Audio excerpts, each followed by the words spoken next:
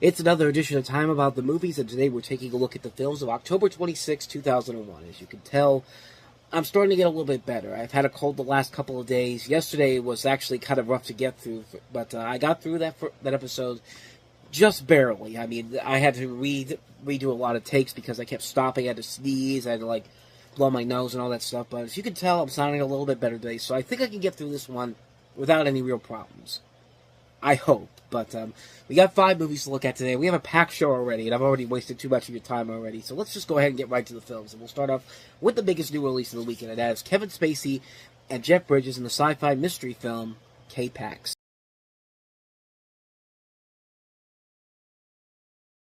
You know, it's funny how somebody compared this to Starman, and Jeff Bridges was, of course, in Starman. You'd probably be better off watching that movie than this film, but you have the story here of Kevin Spacey. He's a psychiatric patient who claims to be an alien from the planet K-Pak. And during his treatment, the patient demonstrates an outlook on life and ultimately proves inspirational for his fellow patients, and especially for a psychiatrist played by Jeff Bridges.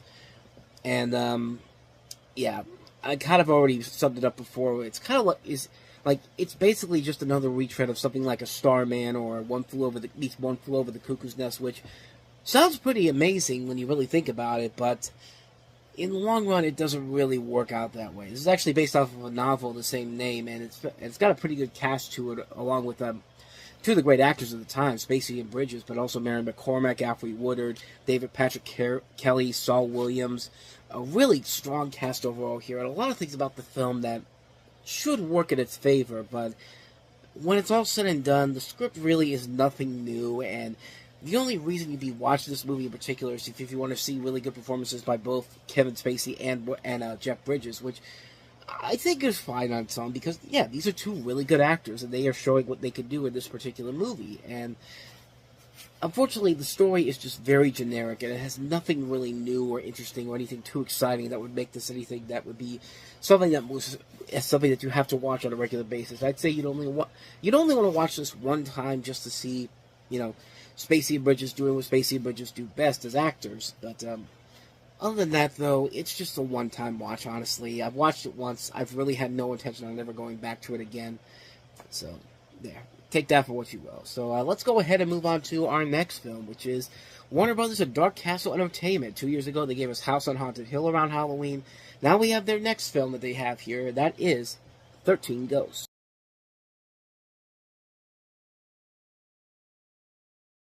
So in this movie, you have this guy played by Tony Shalhoub and his 2 children, one of them played by Shannon Elizabeth, who inherit their uncle's estate, a glass house that serves as a prison to 12 ghosts. When the family gets there and enters the home, they find themselves trapped inside an evil machine, quote, designed by the devil and powered by the dead to open the eye of hell. Aided by this ghost hunter played by Matthew Lillard and his rival, a ghost rights activist out to set the ghosts free, the group must do whatever they can to get out of the house alive. So it's a remake of the 1960 movie of the same name by William Castle, but at the same time, doesn't that sound like a haunted mansion? I mean, you have these people that come inside this house, and then all of a sudden, they're trapped inside with instead of 99 ghosts, it's just these 12 ghosts here. So, kind of makes it, I don't know, that's my comparison that I got from this. I never saw the original 13 Ghosts, but, I don't think I really need to see the original 13 Ghosts to know that that movie's probably much better than this movie is. At least with something like House on Haunted Hill, which was not a great movie, but it has its own visual style to it that makes it stand out on its own. This just feels like a movie that's trying to be something that's very much the same thing that House on Haunted Hill was, because that was the big success, and this one is, I mean, it was a success. It did make its money back at the box office, but it was not a critical success whatsoever. It was actually not as successful as House on Haunted Hill was. But House on Haunted Hill, like I said, had a nice visual look to it. This, on the other hand, the visuals really aren't that impressive overall. Like you can't really get a grip. Like, the whole thing about the house being so technologically advanced, and this glass house thing. Like, we literally just had a movie a month ago called The Glass House, which was literally, which that title probably would have fit this movie much better. But other than that, though, it's just like, I mean, sometimes the visual effects can look pretty good. I mean, there is a little bit of a gothic feel to it, which actually fits for these movies by Dark Castle. But really, when it's all said and done, it's never really worth it in the end. I mean, like I said, I've never seen the original 13 Ghosts, but I already know it's better than this one, just by the fact that that movie was at least a campy movie, and William Castle was known for making those campy over-the-top movies. I mean, this works probably better as a B movie. They tried to play this straight, and it just didn't work. Even with the good cast they have here, Tony Shalhoub, Elizabeth, Matthew Lillard, Emmett Davidson, and F. Murray Abraham, it's not enough to save the film when it's all said and done. So that's a hard pass on 13 Ghosts. So let's go ahead and move on to our next film, which is another horror film, and that is Snoop Dogg in Bones.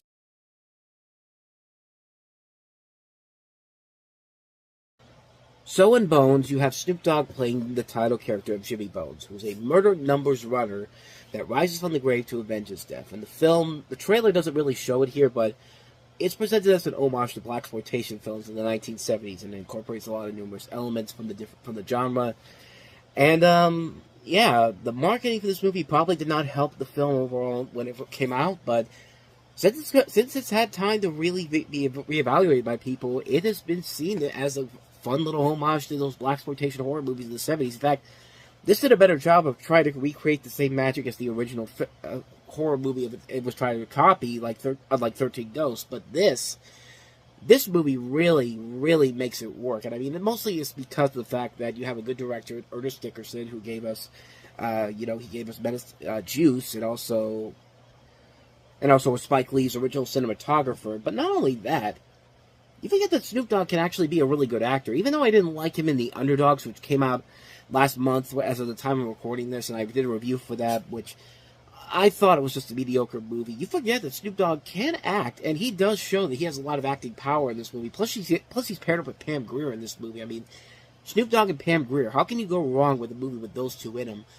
And I was surprised that the effects still held up. I mean, the effects of that trailer did not look too promising, but when you watch the movie overall, the movie actually works in a number of different ways, which once you realize that it's supposed to be an homage to those blaxploitation films of the 1970s, and I think it works in the film's favor. It gives us films this very unique style to it that really is very different and very unusual, and it's a really solid film. It's one of those movies that I really went into it thinking that it's just going to be a movie that probably was at the bottom of the box office because it was not a good movie to begin with, but then when it was all said and done, I was just kind of like, you know what? That's actually pretty good. I'll give Snoop Dogg his credit. He was actually pretty good at this movie. He does carry the film overall. So, yeah, I'd say definitely check this one out if you haven't seen it. It's actually really good. Like, it's one of those ones where it's just like, you'd be very surprised at how good this movie actually was. I highly recommend checking out Bones. It's definitely one that shows why it's a cult classic once you watch it years later. So that's Bones. So let's go ahead and move on to another movie with some music stars in them. The two of the guys from NSYNC. This is On the Line. So in this movie, you have one of the guys from NSYNC. I actually don't know now at the top of my head, but the girl on the train is Emmanuel Shariki from Snow Day, and he only spends the rest of the movie trying to reunite with her. One of those, love at first sight things, aided by his best friend in a quest of posters and signs that soon gave public notice. Will he ever find his soulmate? It's a romantic comedy with the guys from NSYNC. What do you think is going to happen? And I love how Lance Bass, who I guess is the main guy in the movie trying to find Emmanuel Shariki. I love how he basically blamed the box office on this because of what happened with September 11th. And he actually said this in his autobiography where he said, halfway through the press junket, the president declared war, and that was it. Our film was finished. We had wanted to entertain America to get back some good feelings, but once the country went to war, there was no way our film was going to be on anyone's top priority list.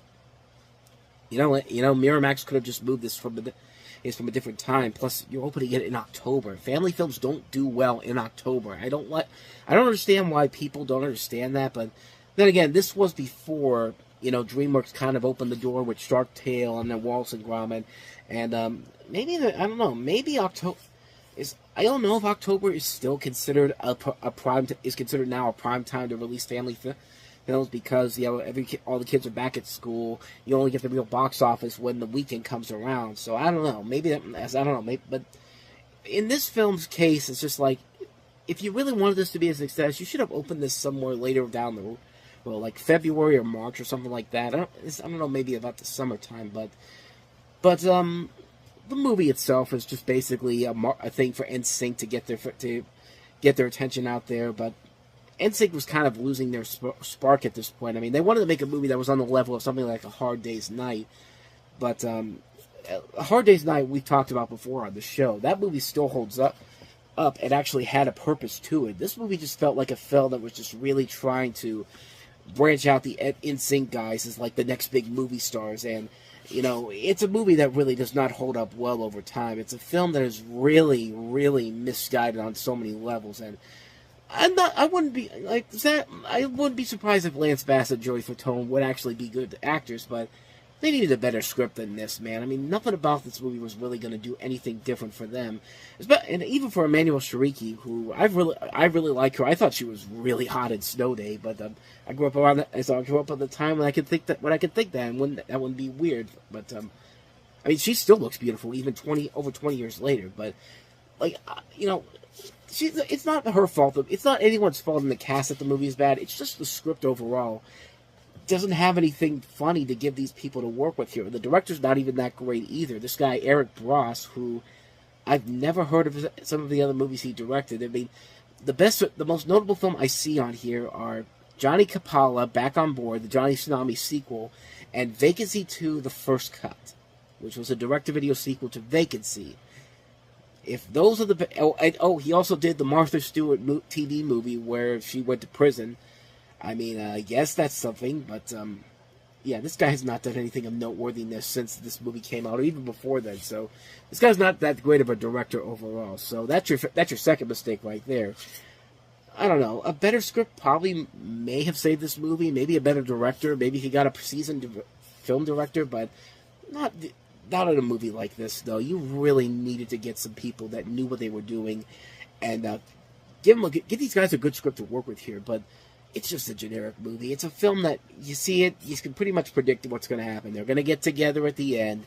There's no big surprises whatsoever. It's just like yada, yada, yada. We've been through this already. It's just like, you expect so much more from it, but unfortunately, it's not worth it when it's all said and done. So, yeah, this isn't worth it. On the Line, yeah, not so much. And once again, the best movie that came out this weekend was one that was not shown in theaters everywhere around this time. Let's talk about Richard Kelly's Donnie Darko.